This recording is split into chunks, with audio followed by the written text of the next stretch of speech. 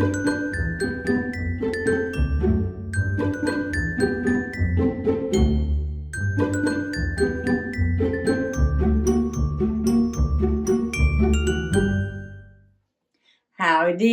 Possum Patty here.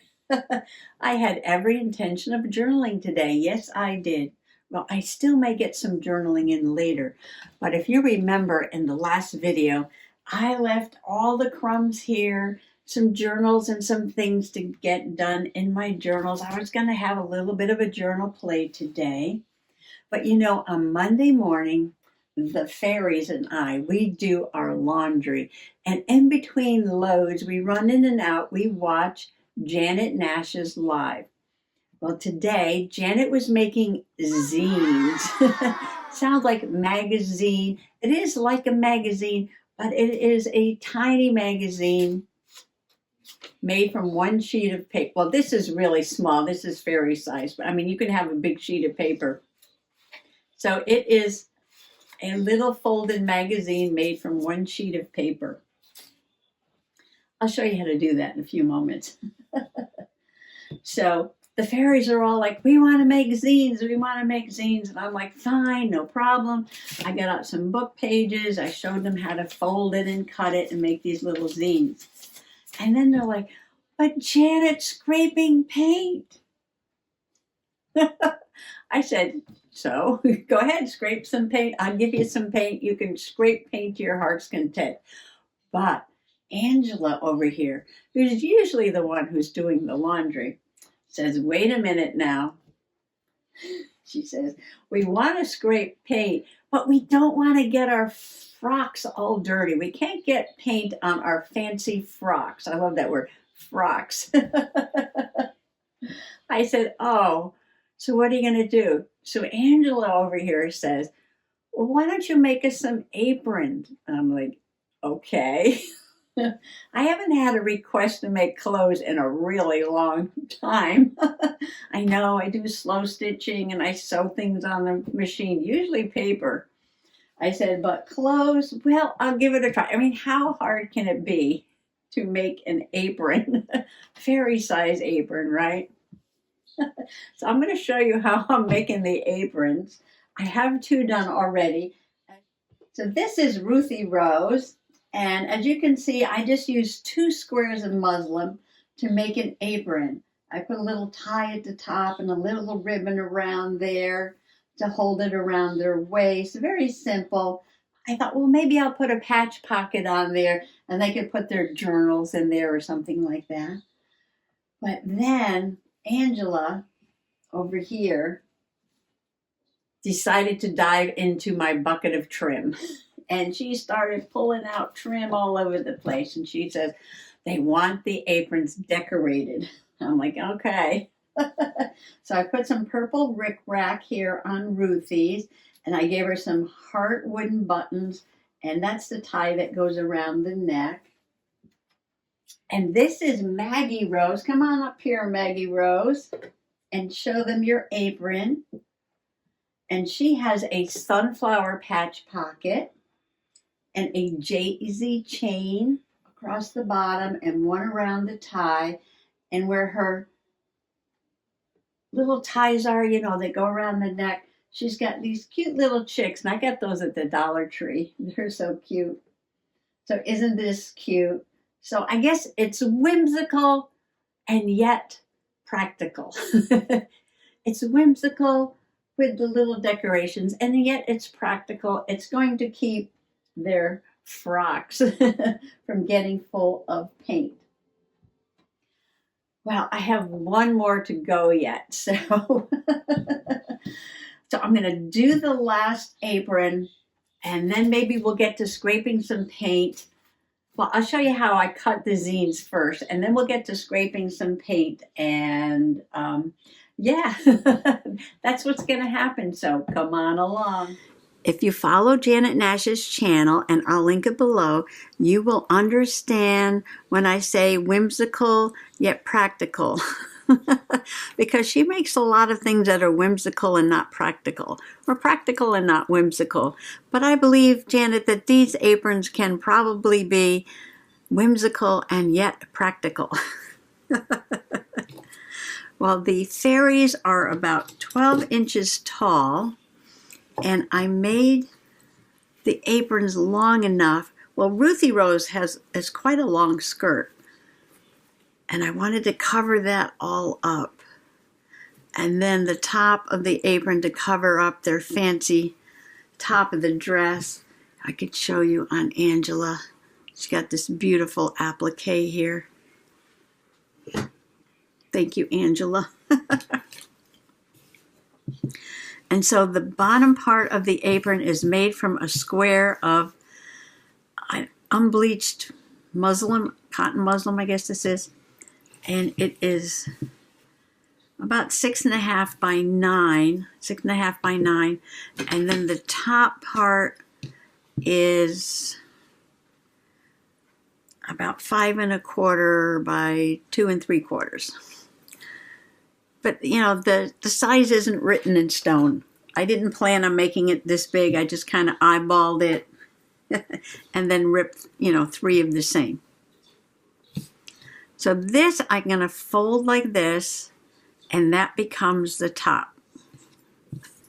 Now the bottom part I wanted a little bit gathered at the waist, so that's why this is much longer than that. And I just took a needle and thread and did a little bit of a basting stitch close to the top. I just kind of eyeballed everything today. I figured, well, it's just an apron. It doesn't have to be, fancy. It just has to work. Of course, Angela's the one who decided that they needed some whimsical additions like rickrack. Yes, well, I guess a patch pocket on an apron would be practical, right? But, daisy chains and rickrack and little yellow chicks on the shoulder and heart-shaped buttons. No, those are whimsical. Those are whimsical. So you just do this running stitch like that. And then pull it to adjust it to the size that you want it. All these little gathers there. So I want it just as wide as the top, so that looks about right there. And then I'm just going to put a knot. And then I'm going to take this over to the machine. If you don't have a sewing machine, you could do all this by hand.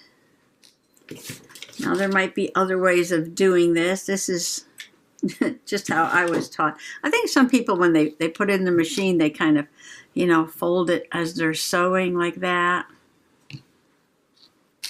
There's all different ways of doing it. You do you. Do it the way you were taught.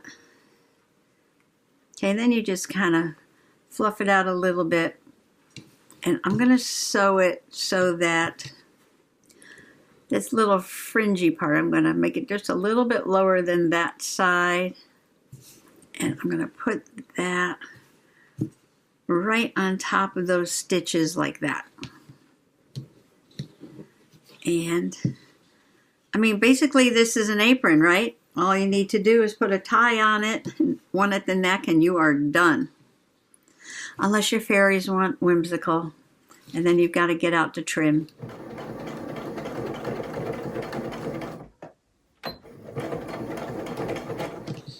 Okie dokie, all I have to do is sew on one more strap, and then we'll be ready to cut a zine and scrape some paint. Well, I'll show you this apron first. And all I need to do is put 3 stitches, 3 or 4 stitches in this strap. The straps are just strips of this muslin that I ripped off. And I just put a stitch in the strap first. And then Angela's getting these little bunnies. I thought they came out kind of cute.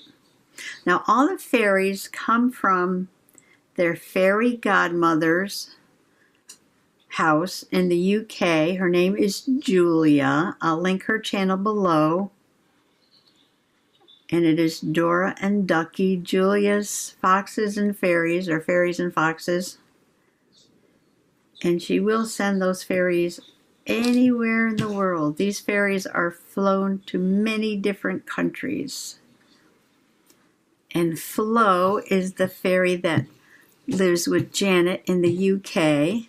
Let me just tie this off. There is the adorable little apron. Whimsical yet practical.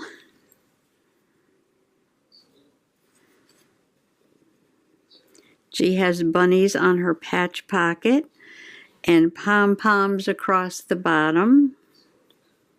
Little bunnies on her ties here and bric-a-brac to go around her waist.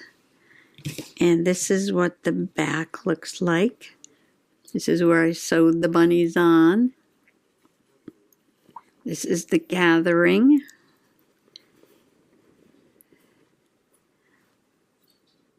And you can see the stitches where the pom-poms were sewn on. So this is it. Well, now we can finally get to journaling.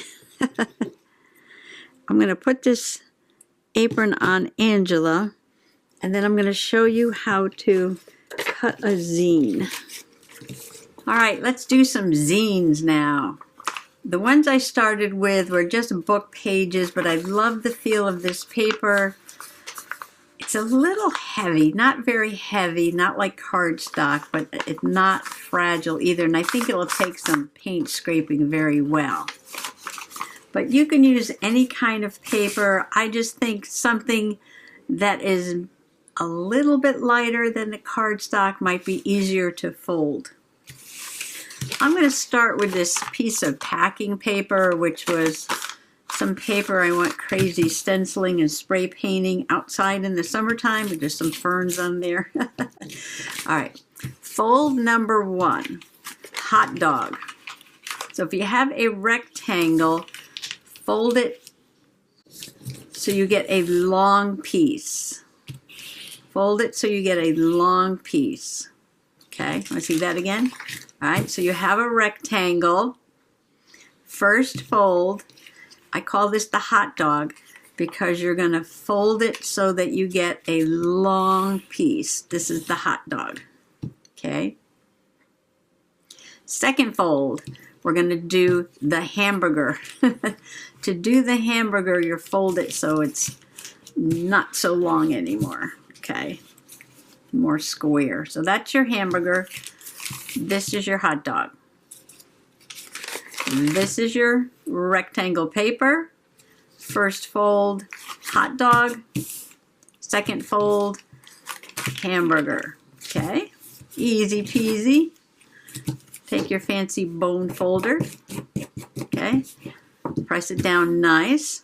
Okay, now you're going to open your hamburger back up so it looks like a hot dog. And you can see the crease in the middle. You're going to take one end and fold it so that it matches that crease in the middle. Press it down nice. Okay, you're going to do the same thing with the other side. You're going to fold it in till it hits that crease in the middle.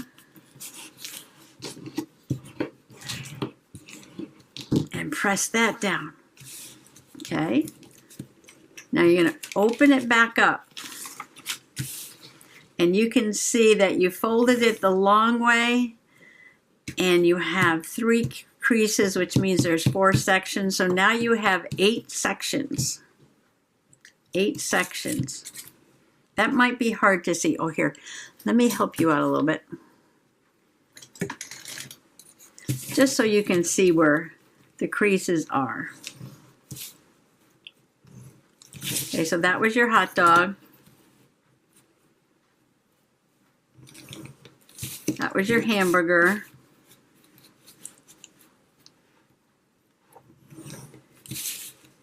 And these are where you folded each side into the middle. So now you've got 1, 2, 3, 4, 5, 6, 7, 8 sections. Now what you're going to do is fold it hamburger again. So you have it open nice, and you're going to fold it hamburger like that. Well, you know what? I'm going to do it on this side so I can see the lines. I'm going to fold it hamburger. All right, so you can see all those lines nice. You're going to take your scissors and you're going to cut from the folded side, okay, from where the crease is on this middle line, and you're going to stop right there.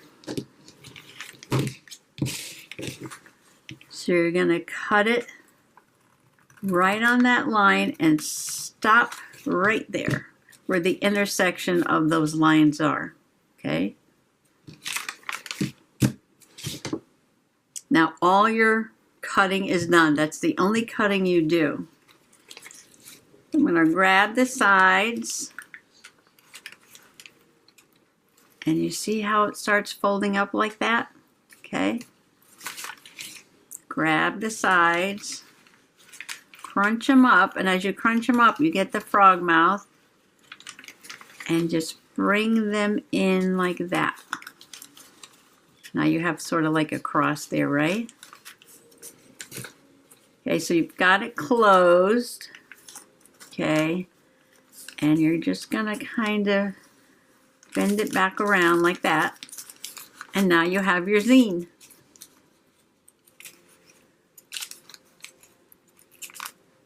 Now you can do all different things here. You can put little dabs of glue to hold that part all together. So if you want pockets, you can work this so that there's 2 pockets. You can put a side pocket there, and a top pocket there, and a side pocket there, and a top pocket there. Or you can glue that all shut if you don't like it, or you can just go to the middle and put a staple there to hold this together. All right, where's some glue? And then you can decorate this any way you want to.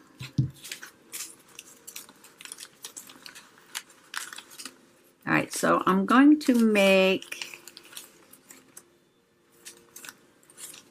this the front. If this is the front, then the front's going to have this top pocket over here. So I'm going to put a little dab of glue down here.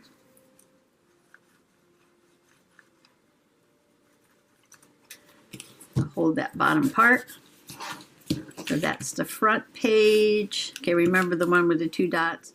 Next page is going to have a side pocket. I'm going to put a little dab of glue down there.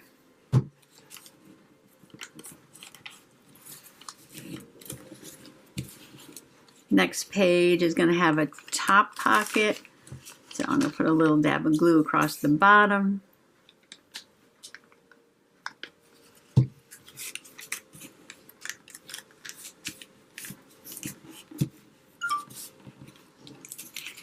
And the last page is going to have a side pocket.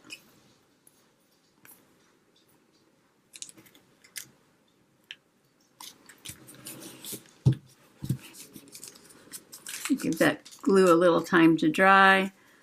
So here's your top pocket, because I glued the bottom shut. Here's your side pocket. Glued the bottom shut. Next one, I kind of glued everything together, didn't I? Next one has a top pocket, because I glued the bottom. And the last one has a side pocket. Now, If you don't want pockets, you can glue this all together or just not glue it at all. That's up to you. You don't have to glue it at all. Okay, now I am going to clear the deck so we can do some paint scraping. The fairies are going to paint their little zines and I'll paint my larger zines. There's 3 little ones over there. This one's already painted. So I hope you all come back now for part 2 where we're going to scrape some paint, and while these are drying, I'll probably get some journaling done. Thanks for coming along today. Bye-bye.